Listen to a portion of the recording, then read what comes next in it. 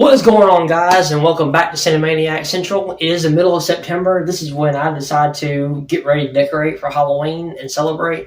I'm going to kick it off with doing a series of videos showcasing my kill ranking among all of my favorite horror franchises, which are Halloween, Friday the 13th, Child's Play, and Scream. I'm not the biggest fan of Nightmare on Elm Street, but lately I've kind of gotten into it a little bit, so I'll probably do those as well. I'm gonna start with the Halloween franchise, beginning with my favorite horror film of all time, the original Halloween.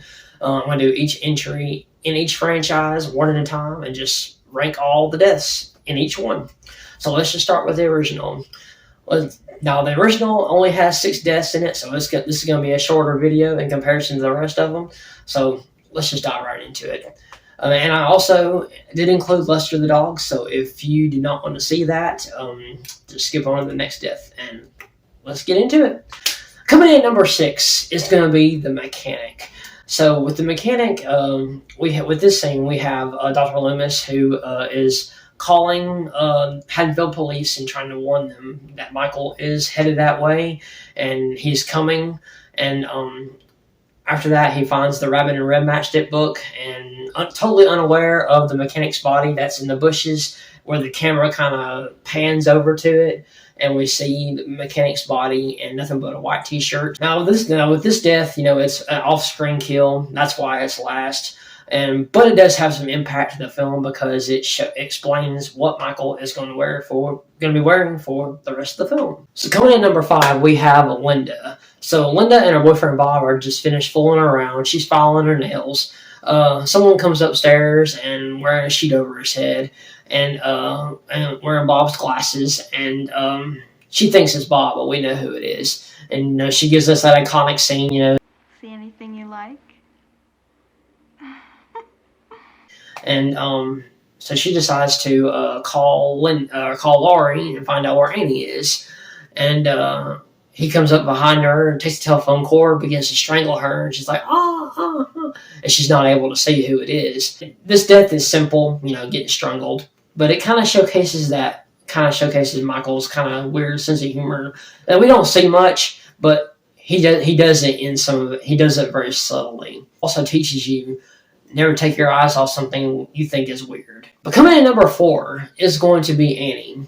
And this is when Annie, she's getting ready to go pick up her boyfriend. She goes outside and starts to open the door, and it's locked. So she turns around and goes back into the house to get her keys. She comes back out, and without even thinking about it, she just goes to open the door again, not even trying to unlock it, knowing damn well that it was locked before. And before it's too late, she realizes the windows are fogged up. She turns her head.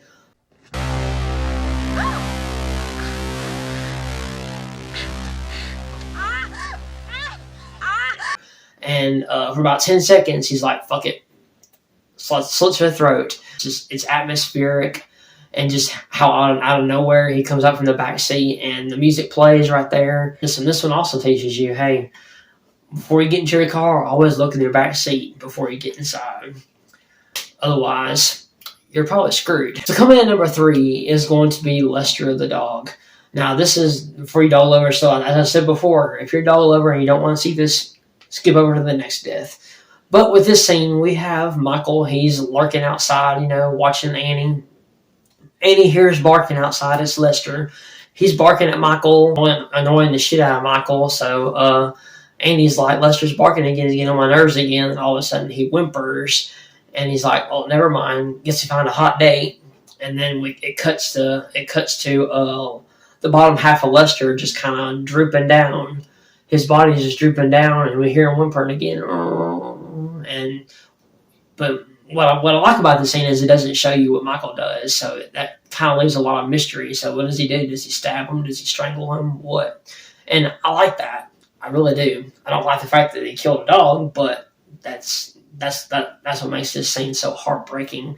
And for a dog lover like I am, that's why it's higher on the list, because it's so effective. But coming in at number 2 is the king of all opening kills, opening sequences, and opening scenes, and that is Judith Myers and her death. In the opening scene of the and probably one of the best opening scenes in horror films of all time. This is where we get Judith Myers, who is finished, who's fooling around with a boyfriend. After that's done with, he leaves. We have somebody who is going to the kitchen, getting a butcher knife, walks upstairs. We don't know who it is. Of course, we know now, but, back then, if you're a first-time watcher now, and you're a first-time watcher, you have no clue who this is. But anyway, somebody has a knife, puts on a mask, goes in the room. She's brushing her hair. She turns around. She's completely naked. She turns around and says Michael and stabs her multiple times, and she falls to the floor.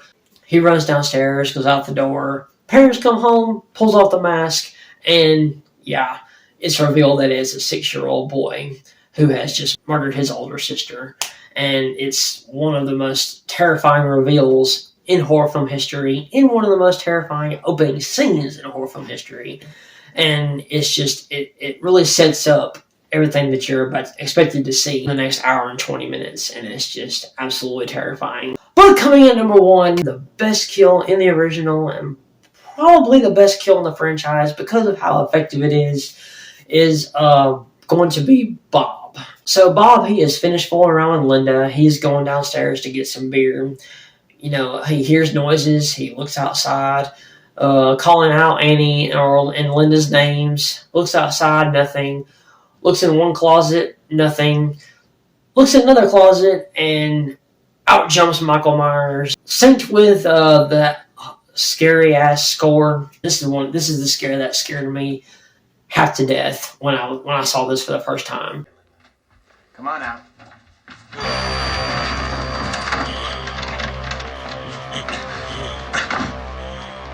It was effective then, and it's just as effective now. I've seen it so many times before, and it still gets me every time because of just how it's just scary as shit. Michael pins Bob to the wall, pulls him up with one hand, using that strength he has, and takes his knife, stabs him in the shoulder, and just looks at him with that iconic head tilt that he does, just admiring his handiwork, like, hey, look at what I just did.